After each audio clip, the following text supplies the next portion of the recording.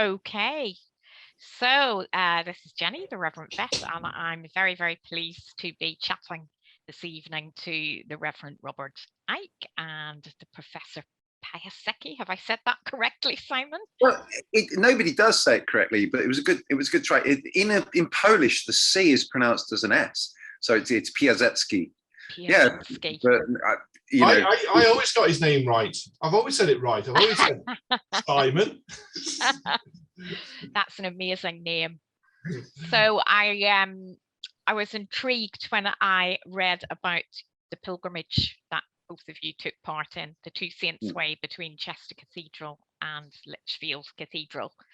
And just to ask a few questions about how that went, how it came about, and your experiences, I think would be really, really interesting to the viewers. So Rob and Simon, I know you have been friends for several years, but is this something you talked about before, or was it just like a whim?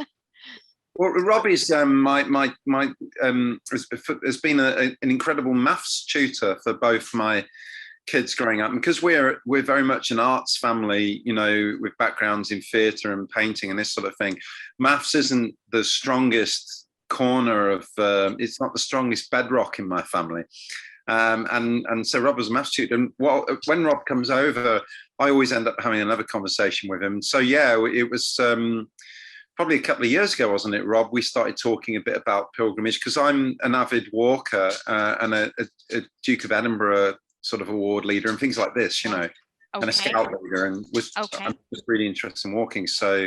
And your normal job at Liverpool University, what does that involve, Simon? I'm the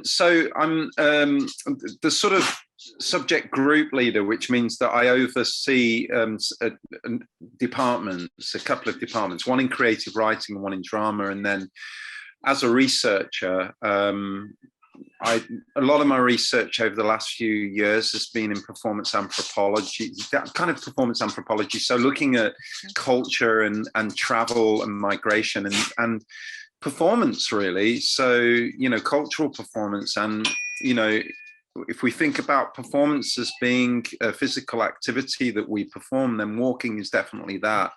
And I've been really interested in human journeys, and that I've made theatre over mountains and crazy things like that. And it just brought me to pilgrimage because, you know, I got to thinking, well, what's the efficacy, what's the relationship of well-being when you're hurting your body over 100 miles, you know? I'm fascinated by that, what happens to a person. So you had done quite a bit of walking before.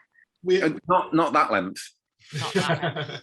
we had talked about it, hadn't we? We had talked about we should do something, and it wasn't until I'd been down the backfield behind Simon's house with my daughter and her husband, where I saw the Two Saints Way sign, and I talked to Simon about it, and you didn't realise it was behind, literally in your back garden. They went past your back garden. No, I didn't. Right.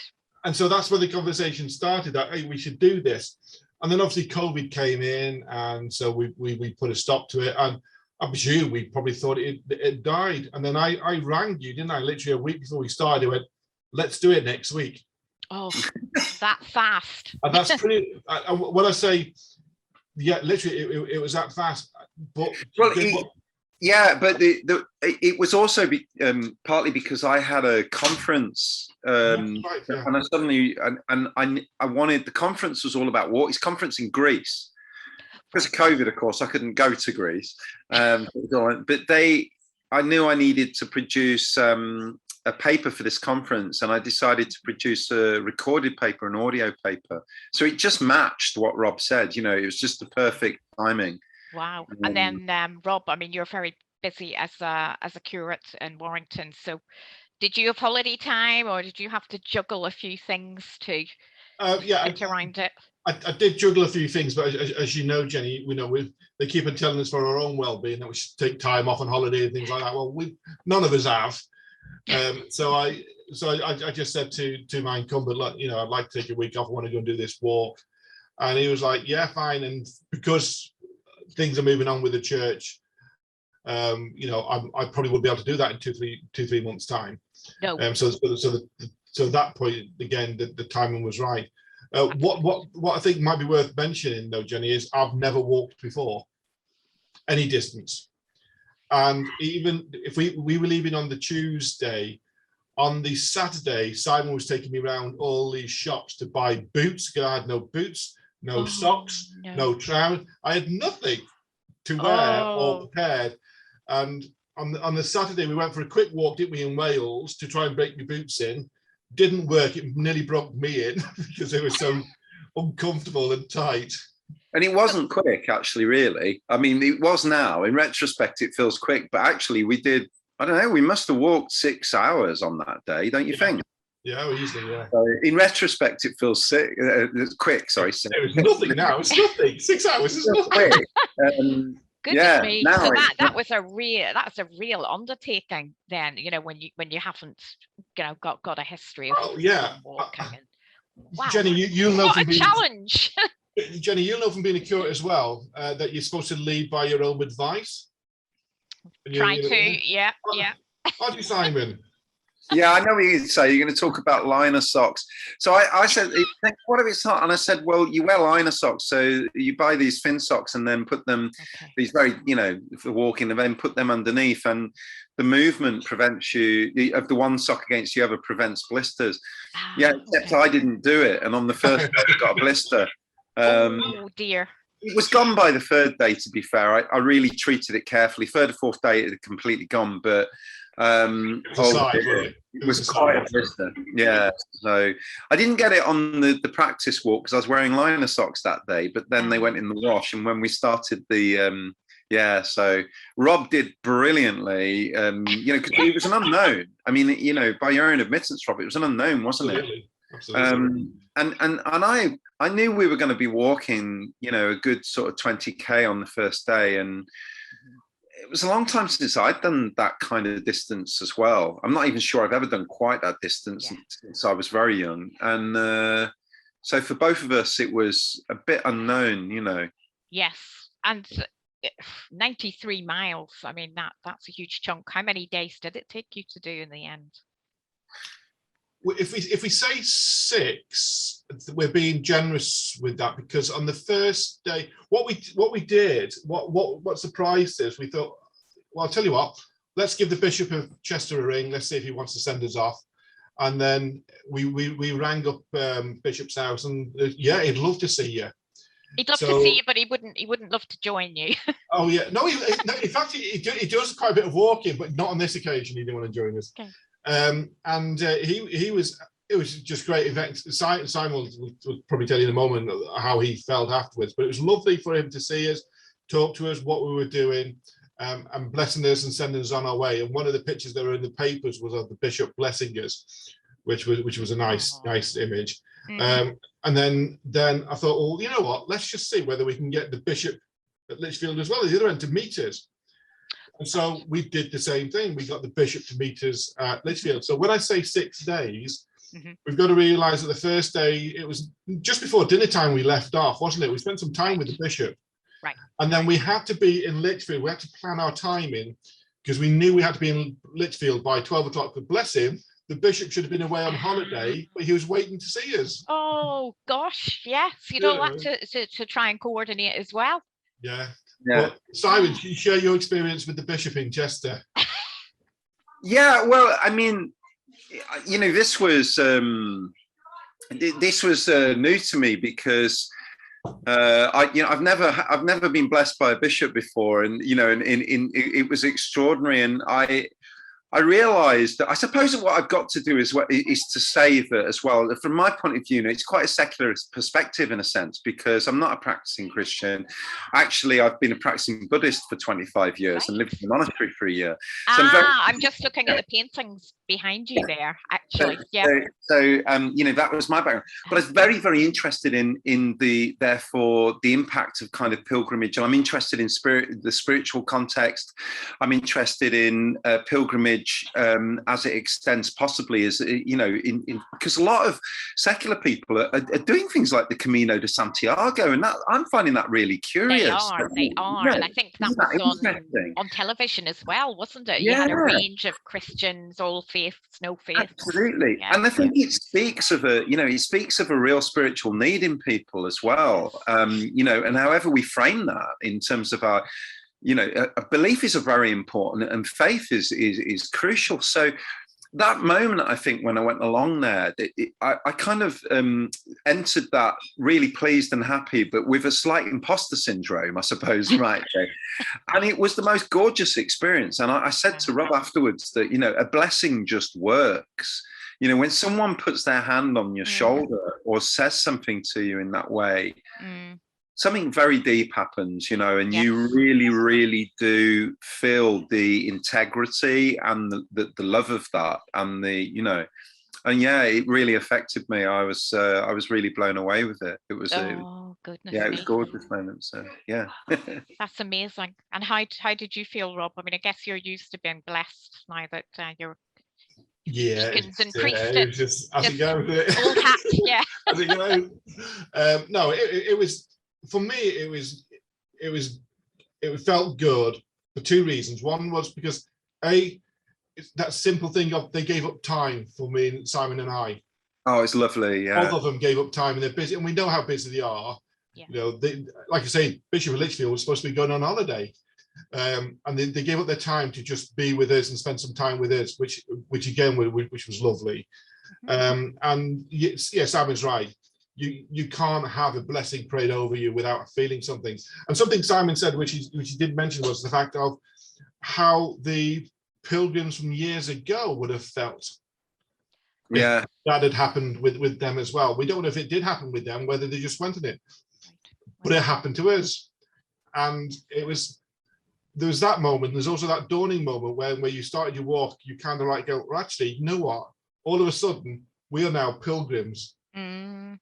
You're following that path that so yeah. many have followed for years. Yeah. And did you get a feeling of that history as you were walking the path? Oh, yeah. I mean, we might want to look at the journey chronologically, but because you've asked that question, there's a place called Cross in Hand, and it was the last church before they got to the cathedral. Now, what was weird about Lichfield Cathedral is, because it's the Sisters' Spires, you'd think you could see it everywhere. We actually couldn't see it until we actually got near the high street, could we, Simon? No, we couldn't, and it was June, and all the tree leaves were back and everything, so that probably didn't help. But and then we got to there. We walked down this, and I think for us that path was the only path that we could be absolutely 100% certain, because the name of the path, the name of the road, that was a definite route that they would have taken. And it is, they know it is. Crossing Hand Lane has been walked, at least since the 1,000 years, basically, and they would walk down there holding a small cross in their hand, meditating on the end of the pilgrimage. Amazing. That was really special. And we saw the spires of the cathedral, and we just shut up. You welled up. It was overwhelming. I haven't got very emotional. Well, it was emotional for me on a couple of levels. I mean, I was moved by it deeply. It wasn't the relief at all, because I would have walked another 7 days with Rob. Honestly, I would have. Every day was a joy. We giggled our way through the entire walk. It was hard. I wouldn't want to give you the impression it wasn't difficult. We struggled, but so it wasn't that. It was the sense of, oh my gosh, we've done that. But I'm from there. When I was very young, I lived in the close at Cathedral, and my first daughter was born in the close of Lichfield Cathedral. Right.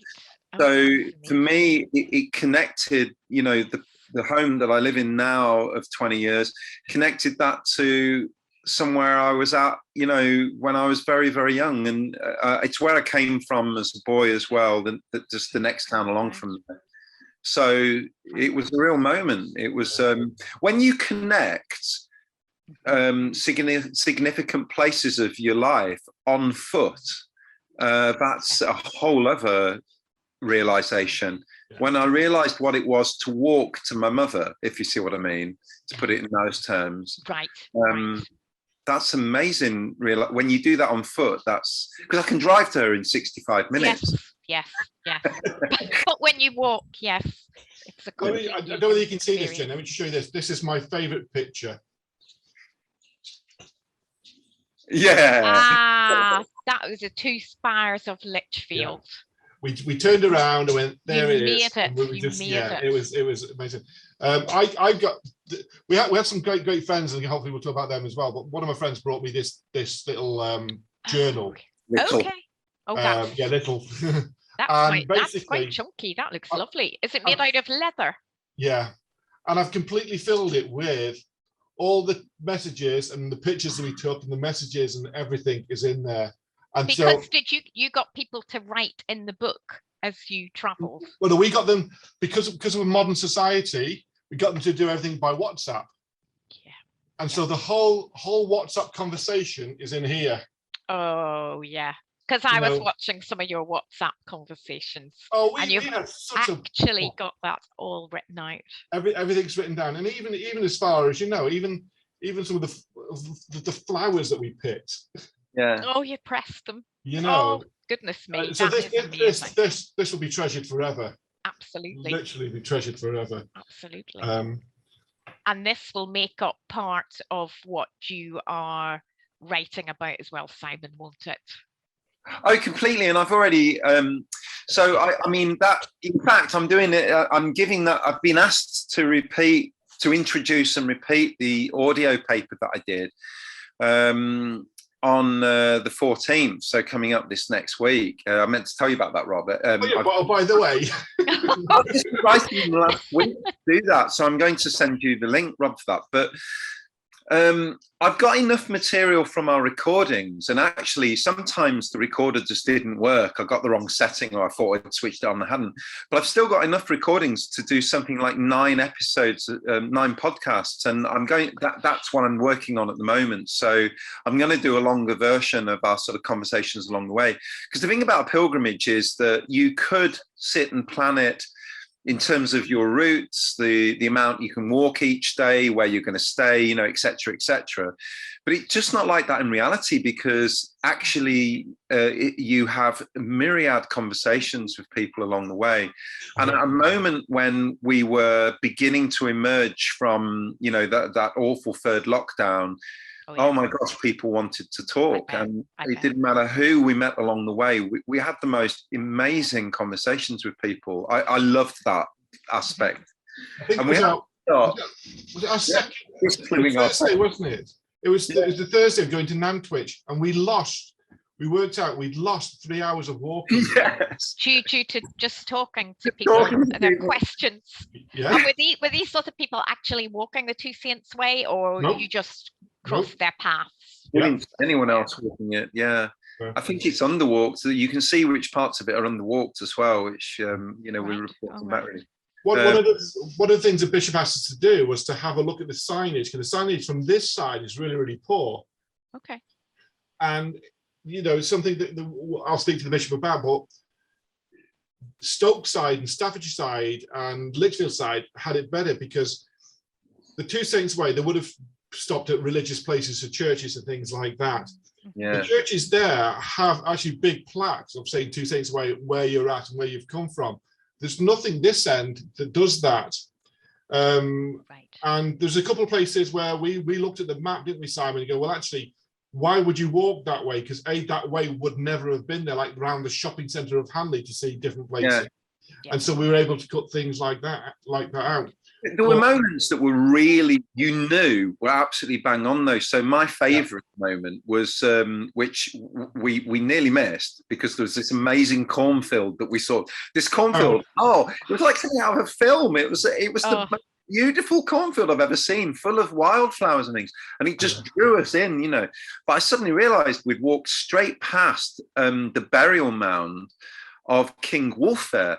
Now, this was really important, because this King Wulfhere, who was the first Christian king, because he was a pagan, initially, and the reason he came to Christianity was because he sort of murdered his sons because they wanted to be Christian. I think there's a lot of chronicled truth in this story as well. It's Saxon, but he's the father of Werburg. He's actually the father of St. That's a link up to Chester Cathedral then. Yeah, and she, of course, is, you know, for me, really interesting as well, because she was the saint that was favoured by Ethelfled, and I'm really interested in Ethelfled, this warrior queen. She was incredible, you know, and we don't talk about her enough. You know, and she sort of kicked the Vikings out of Chester, and you know, was this amazing builder of burhs and this sort of thing. But so for me, this was all connecting in my mind. And when I saw that tomb, it sits on the side of a hill to the back of stone there, and it was amazing, wasn't it, Rob?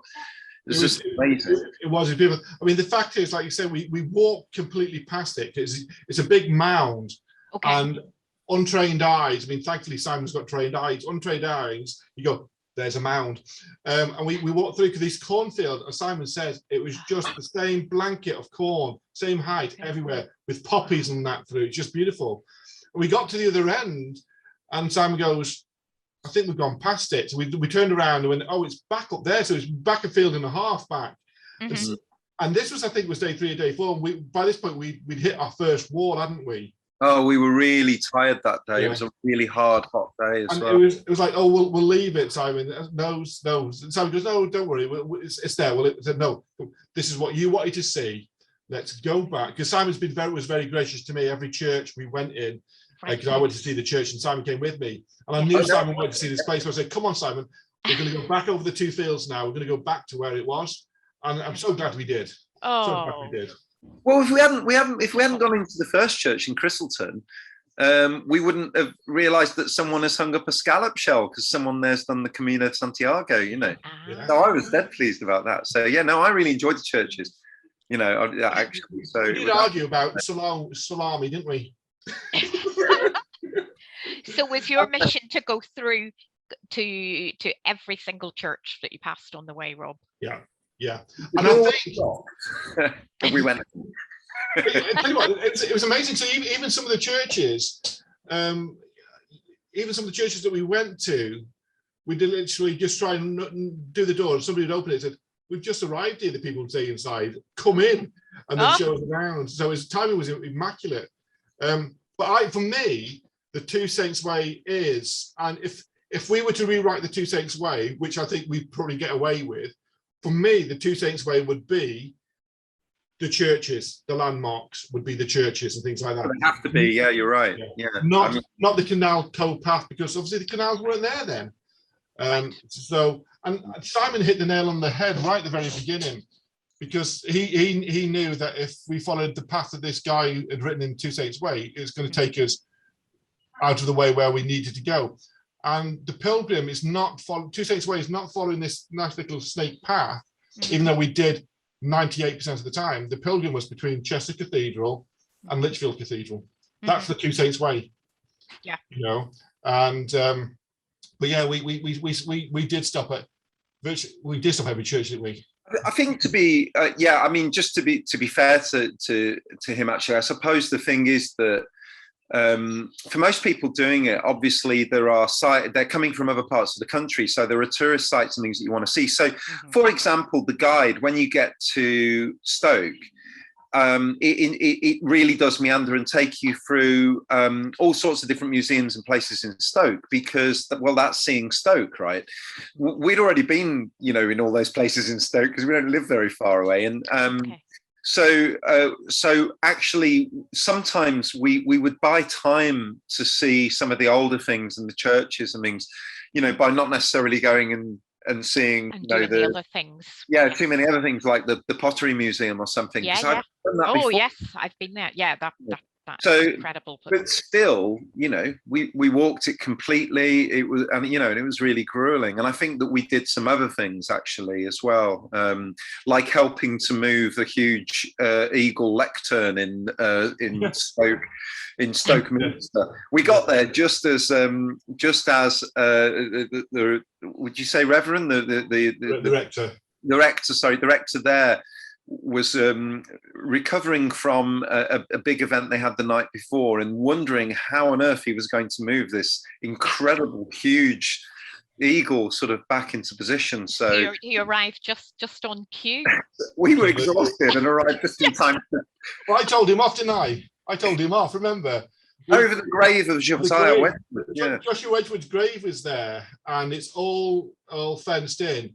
But it was full of weeds, and it would have only taken 2-3 minutes to get rid of the weeds. And I was like, I wasn't impressed with him, was I, with that?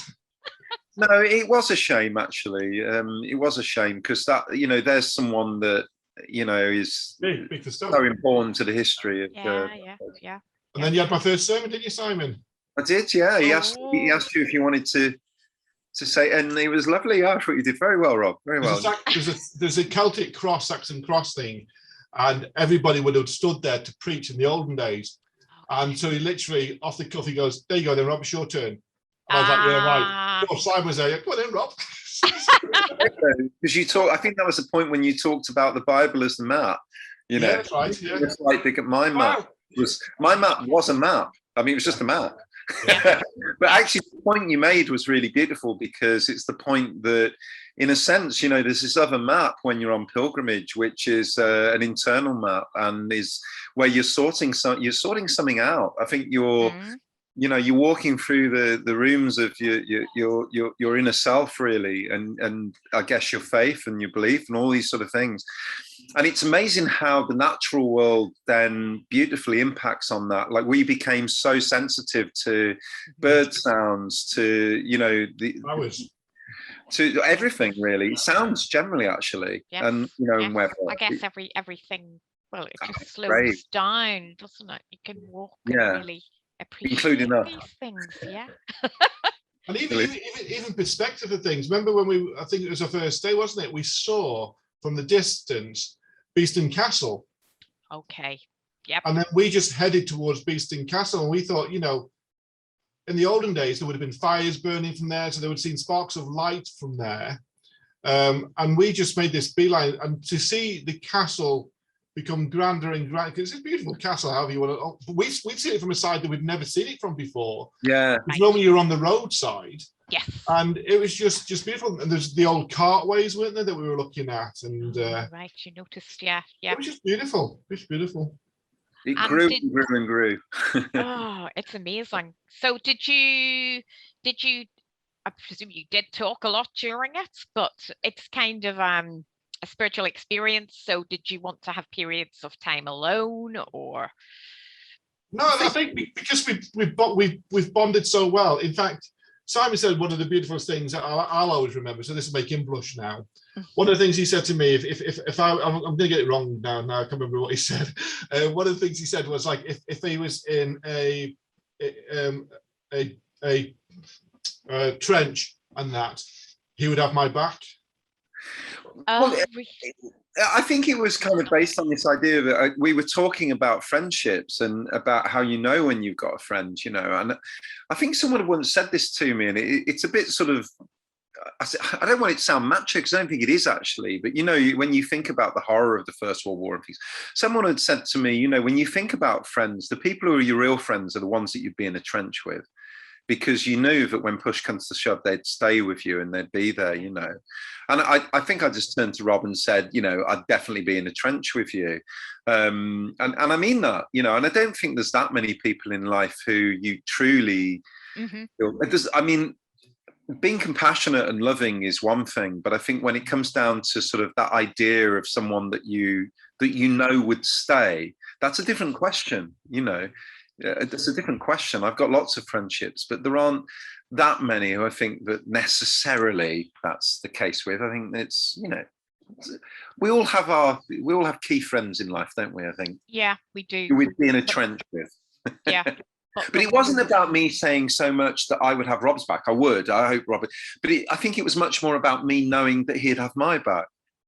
Yes. And I think that's what friendship is. When you feel that someone is always there in one way or another, however difficult it gets. Yes, that's right. Yeah, in times of trouble. Yeah, I mean, I've seen that myself. I remember I was very ill, and some people kind of disappeared off the horizon at that point, and then they come back in again when things are fine. But yeah, the true ones are with you all the way, aren't they? Yeah, through absolutely. thick and thin. And I guess that's what our faith is about as well, Rob, isn't it? You have somebody who is there and loves you no matter what. Yeah, and that's where my 2-minute theme went with the your Stoke Minster, was the fact of having the Bible with us. The Bible is there not to just tell us where to go, but also gives us a loving God who will direct us in that way, but also a loving God that when we do go the wrong direction, which we all do, the Bible, just like Simon with his map, the Bible's there to put us back in the right direction again. And for me, that was important. And the other couple of times, spiritual times we had, there was one with there was a kneeling place where was it Trenton, wasn't there? Was it St. Mary's Church in Trenton where we both knelt and said a prayer there. Yeah, it was gorgeous. It's been well worn, wasn't it? Well worn. Stone. I mean, it's super old. It's a Saxon stone, and it's actually worn away by people praying. Which is beautiful, sending prayers out into the world.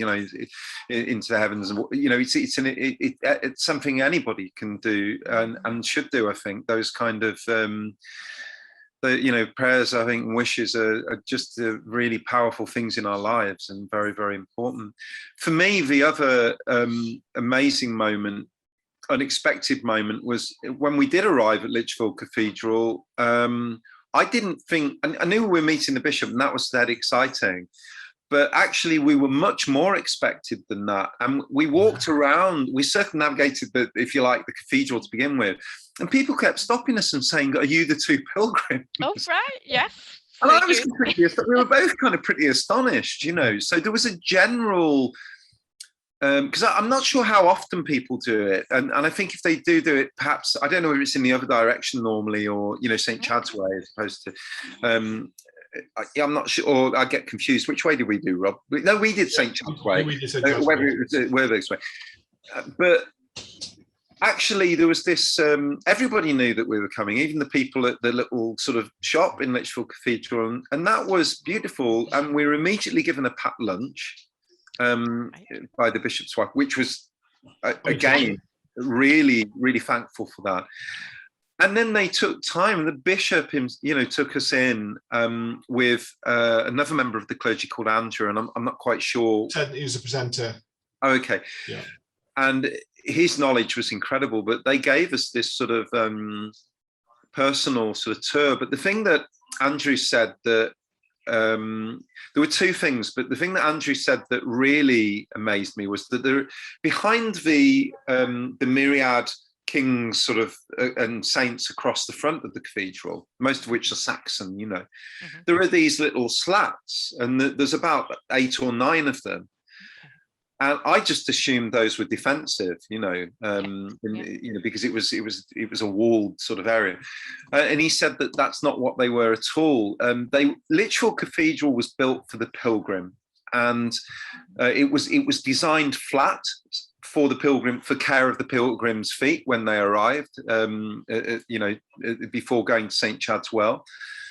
And the slats were there because what they would do is they would have the choir singing up there so that the music and the singing, the heavenly singing, would emanate outside and welcome the pilgrims as they kind of arrived to the cathedral.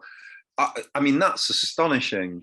And I can't imagine how incredible that edifice must have looked, when everything around it was basically a hut.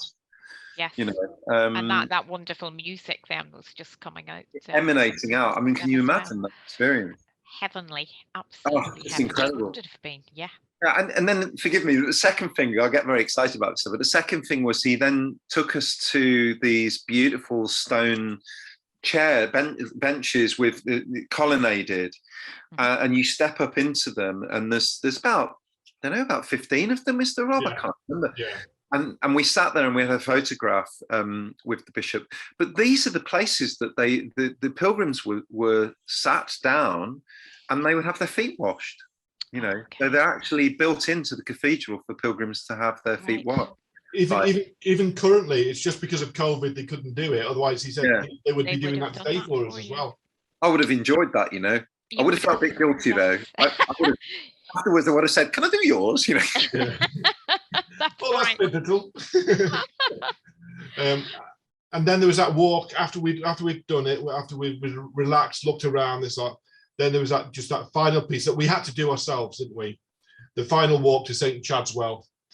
Okay. And we walked from the cathedral to St. Chad's Well, where he would have stood in the well to pray.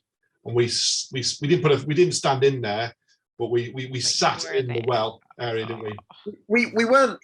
In a way, we weren't. We were going to do it at another point. We were going to come back because we were so crazy tired at that point. And I think the football was on, wasn't it, Rob? I can't remember. Yeah, was it? Might have been.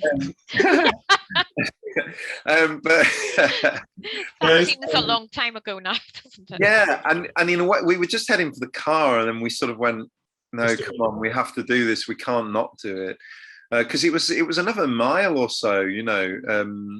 I'm so glad we did. I'm so glad we did.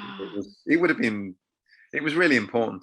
And when we got there, there was some youths sitting around it, some young people, I should say, sitting around it, young people sitting around it, sort of just hanging out, basically. Okay. And they looked up at us a bit startled with our sticks, you know. And we told them all about it, and they were so interested. And then they sort of, because they'd heard about that, they moved out of the way and said, "Oh, come on," you know. And we sat down there, and it was. They took pictures, didn't they? Took a picture of us. They took pictures of us, yeah. Oh, maybe they'll have been inspired to do the walk as well. One of the nice things in the cathedral was, if you remember, Simon, there's a school group in there. And the bishop called me over and said, "Listen, boys and girls, this is a real pilgrim," which was like, wow, you know. And then they started asking questions. So you went off, you carried on walking around with Andrew, and I'd been left with these 20-odd school kids all firing questions at me. It was more qualified than me in that regard. Yeah, absolutely. Qualified pilgrim. Yeah. It's like Canterbury Tales, they're probably all thinking. Yeah. Wow. Well, you see, what was really lovely is, you know, I've done, you know, a lot of reading and things, and of course there's the Worcester Pilgrim, which they found, some years ago now, while they were doing work on Hereford Cathedral, I think. No, it must have been Worcester Cathedral because it's the Worcester Pilgrim. But anyway, I've got a feeling it was Hereford, I don't know. But they found an interred pilgrim in full medieval pilgrim gear with the scrip, which is the satchel that a pilgrim would traditionally wear, and, you know, with the staff, the bourdon, as it was called, you know, the hat with the shells and the boots, you know, which you can actually go and see the boots in the cathedral there. And so I'd done a lot of reading about you know, the culture of medieval pilgrimage particularly. But of course what Rob brought along, which I had no knowledge of course, was the much more sort of specific spiritual knowledge, you know, and Christian knowledge. And so all the way along, whatever site we got to, there was a kind of marriage of those of those stories. And those facts. So the Salome discussion was hilarious because I work in theatre as well, and I kept saying Salome, and Rob's going Salome. Okay, Salome. You know, I said salami. You know, but I also didn't. I got completely the wrong Salome, of course. You know, I was really confused. I was saying, but isn't she carrying it on the back of the head on the top of it? What? I don't, you know. So I got completely confused, not realizing that we're talking about the mother of St. James. You know? Yes, yeah, I'm sure. Rob put you right on that one. Yeah, he did. Why is there a little St. James painted next to, you know? Because, you know, they had that style of painting. They would sort of paint a child and an adult at the same time. So because St. James was obviously St. James, they wanted to sort of also depict pilgrimage. And so you've got a sort of adult painting who's coming up to about the knee height of Salome, wearing full pilgrim gear. It's such a weird painting to say this is a child and okay. It's true, but it's also, you know, and it was painted by a traveller. That was Bunbury, wasn't it? Yeah. James Bunbury, yeah, and Is it St. James in Blood? I can't remember. But it's not, is it? But Boniface. That's another one you argued about, wasn't it? I'm saying Boniface. Was that just a very ugly? You called him Boniface, didn't you? Yeah. It's Boniface. No, it's Boniface. It's Boniface. I'll tell you what, we must have looked like Laurel and Hardy. There's one picture when we got to near Crewe. We sit outside a church and we just looked like the Rick Mail and Adrian Thingy off bottom, the way we sat on that bench. Yeah, that's true. Oh, I need to find that photo on your WhatsApp. Oh, it's in there. It's in there. I have to ask you about your faith, Simon. Has that changed at all since the walk? Have you changed your view of Christianity? Well, no, because my view of Christianity has always been very positive. I worked for until very recently for a decade in a Christian-founded university, Liverpool Hope University, in a very, very Christian community, you know. But also the only ecumenical sort of university in Europe, I think, for a long time. I'm not sure if that's still the case. But also quite a multi-faith organisation with an incredible sort of theologian department. So I'm used to working, you know, with friendships, you know, in these different departments and things. But for me, I think as I grow older, so forgive me, you know, for this, but I think as I grow older, I see that so many similarities in faiths, and realize that whatever your perspective, some of the things we're definitely talking about the same thing. I think it's just how you interpret that, you know, so your interpretation of divinity and, you know, these sort of things. But I see a lot of things that, you know, I know and love in Christianity, and I think the story of Jesus, and I think the key link for me that has always made me very comfortable is this notion of compassion, because I think that if everybody in the world understood compassion and practiced it, you know, putting yourself in another person's shoes, then how would we have any war, you know? So for me, there are many things that I'm just completely in tune with, and I don't know what that is, Jenny.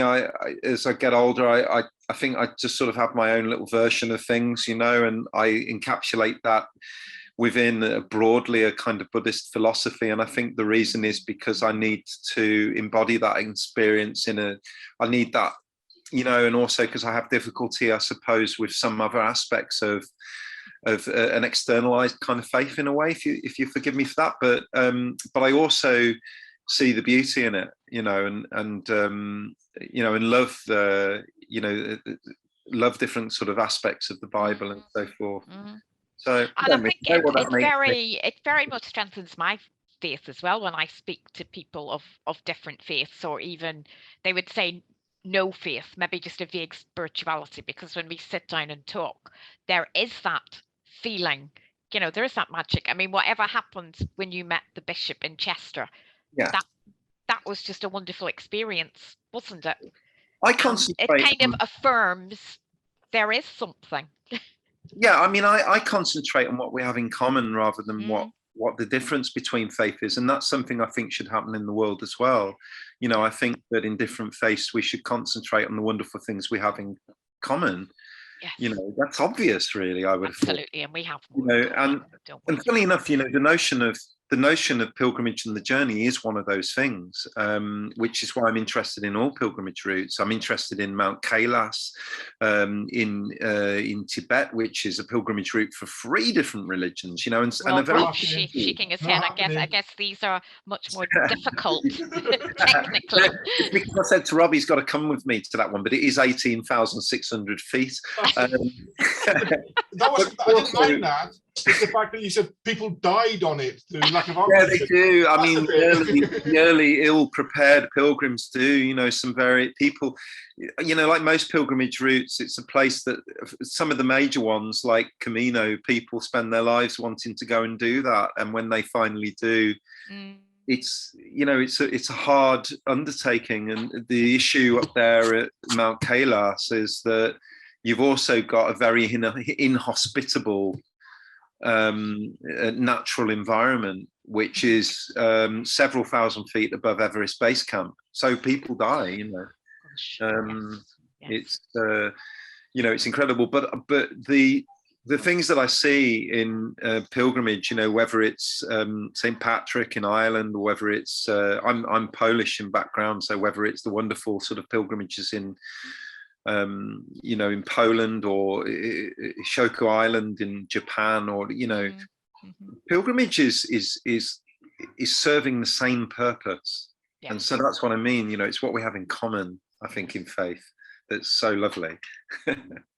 Yes, I would love to go on a pilgrimage. I know when I've been on retreat, I've really enjoyed it. I mean, I'm one of those people, I do actually enjoy silence. I know people find that very, very difficult, but I do like this sort of experience where you're silent and you have an opportunity to really get to the core of your being, if you like. So I can imagine, you know, doing a pilgrimage. Not that I want to do it alone in silence, but just getting away from the world and really being able to focus on your life and think about those questions that you have. And we had those moments of silence, you know, we did. It's funny in retrospect, you talk about your conversations, but we did, didn't we, Rob? Moments of silence that were usually there because we were just so stunned by a beautiful moment in the landscape, or we were eating a sandwich, or Rob was drinking another pint of cider, or which I tell you what was necessary at times. You know, we found 2 pubs which were closed because of COVID, and we'd walked thinking about those pubs for hours, and thinking we'll have lunch and it'll be at that pub and we'll have a nice shandy or we'll have a cider or something, and the pub will be closed because you know. But the first one was funny, the second one wasn't. Yeah, you know, but silence is incredibly important, I think, and it's you know, in fact, it's where meditation. Silence took place in different times, isn't it? Silence, like you said, silence took place in that moment of, wow, this is beautiful. The biggest silence, the loudest silence, if I can use that expression, was when we saw the cathedral. Yeah. The loudest silence. Yeah. But there's also silence when we had determination as well. When there has been some times where we kind of like, look, we've done the distance we're supposed to do. Let's just go this extra 3 miles because we will be at this place then. Yeah. And we had some really horrible last bit of walks, didn't we? Yeah. You know, overgrown, farmers didn't look after it, bulls, slurry, bracken, yeah. Some of the styles were bigger than me. Even I had trouble stepping. You know, I'm 6'5", and even I had trouble trying to get to them. They were barbed wired off as well, and so some of our silence was in anger, and that we both were angry, so that was silence. And also we were determined, no, we must do this. So again, we just got our heads down and we just walked. And there's quite a few pictures in the Simon of either me walking in front of you or you're walking behind me. And literally we're just going for it. We're thinking, yeah, it's like Paul talks about running the race. You know, it's fine if we all run the race. It's not running the race that matters, it's completing it. Yeah. You know, and we were determined we were going to complete that extra 3 miles. We wish we hadn't, but we were determined we're going to beat that 3 miles. And I need to say at this point, and I think Sam would agree, we had two good friends. We had Alison and Anne, who on our journey met us at the other end. And was that at the end of every day, or? Yeah, because because of COVID, either places to stay were closed, or they were charging 3 times the normal rate. And that wouldn't have worked for us. So for the first part of the journey, we were okay because it was near Nantwich and wasn't too far for Simon. But when it came to like further on through Stafford and this lot, we had 2 good friends. We had Alison and Anne, and they'd come and meet us. And then so we'd be in contact with them, and we said, "Where will you end up? We're going to end up at this this pub is where we will end up." And bless them, they came and met us. They came out of their day to meet us. I mean, we must have looked the right state. They said we looked fine, but we must have looked the right state. And they came on separate times. They came and met us. They took us back to our cars. We like frog leap cars at different places. And again, I think you'd agree when you said it wouldn't have been possible without those people helping us, would it, either? No, and actually, Anne's wonderful son as well joined us, yeah, on a couple of days, and put us to shame, really. There he was in his trainers walking 20 miles with a hop and a skip and no complaints. Well, 20 kilometers. Yeah, he was fantastic. So, that made for a couple of days that had another kind of aspect. Yes, you would have had interesting conversations. Yeah, as well yeah, at the we end, did. We had absolutely, so yeah. much fun. We had a real giggle. I think we were far less mature as well, Rob and I. Well, Jenny knows me. Jenny knows me well enough to say that's true. But I think we could talk for hours about this. Oh, yeah. And you are, yeah. It's incredible. It's very uplifting to hear what you've been through. And I guess I just like to finish by asking you both two questions. What was the most spiritual moment for you? Or maybe you have identified that already, Simon. And do you plan to do another pilgrimage together? Well, for me, it was the last walk to Lichfield Cathedral. Mm-hmm. That was the most powerfulest time for me. It was for me as well. I mean, those other experiences were very moving and wonderful, but that moment, it was the moment of solidarity. I was going to say a shared moment together as well. That must have made it, doubly special. I like the bit as well that we haven't mentioned was the bit where we prayed at the Polish memorial. Yeah, that was nice as well. On Cannock Chase, absolutely. That would have been very special, for you, Simon. So, yes, it was, because my grandfather, was one of the victims of the Second World War. So I never met him, and he escaped on foot, walked all the way across Europe on foot to escape Poland, and was put in a concentration camp, escaped that, and then came to Britain and joined the RAF, but sadly was killed in 1944. So that was important to me. And would we do another one? Yeah, of course we would. in a heartbeat. And of course, I definitely would walk with Rob again. And we probably, I hope that we will do another one. If we do another one, I suspect it may be the ancient sort of North Wales pilgrimage way. I was thinking that. That's what I was thinking. Okay. Which is that the one that goes out to Bardsey Island?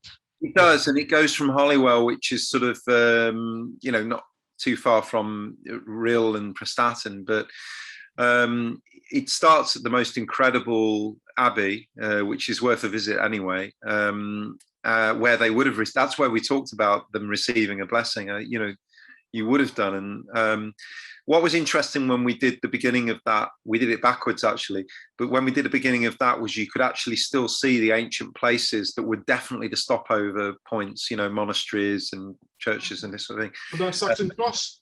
Like Saxon Cross, that field. Saxon Cross in the field, which is extraordinary thing, with Viking era carving on it actually.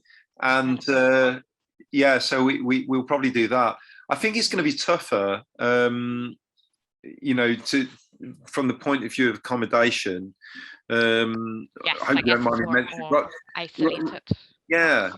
So I think with your sleep condition as well, Rob, that obviously with camping and everything, you don't mind me mentioning bringing another, but there are hidden sort of people have hidden disabilities, don't they? And I have a fractured neck, which I self-manage, and Rob has a condition that he self-manages as well. So you have to. We live with these things because you get to a certain age and it's your partner, isn't it? Yeah. But that would be a more difficult challenge. You have to join us, Jenny. You have to join us for a day. Yeah, come on. I was going to say maybe for a day. Yes. I might even camp out one night. Yes. I think it's a tougher navigation as well. That's my training as well, and I love doing that because when you get into some of those fields in the open land of Wales and so forth, there are myriad paths. Yeah. Many paths are ancient. Some of them only exist because people still walk them, so they're maintained by feet. Some of them are what we call desire paths, because that's the way people want to go, and so the path appears. Okay. And so it's very easy to go wrong because there are lots of voices about Just what you were saying in itself is like a spiritual message, isn't it? Yeah. What It's very easy path to take the opens wrong up for people. Absolutely. And if you take the wrong path, you're doing several extra miles to redress it. So yeah. You better not. Oh, well, look, Rob and Simon, it's been absolutely lovely talking to you. Thank you. Absolutely wonderful and uplifting. And I really look forward to seeing further output from this. And I wish you both success in writing up what you've done, and very good luck for the next pilgrimage. Thank you so much. Thank you so much for having I've us. really enjoyed it. Yeah. Good. See you soon.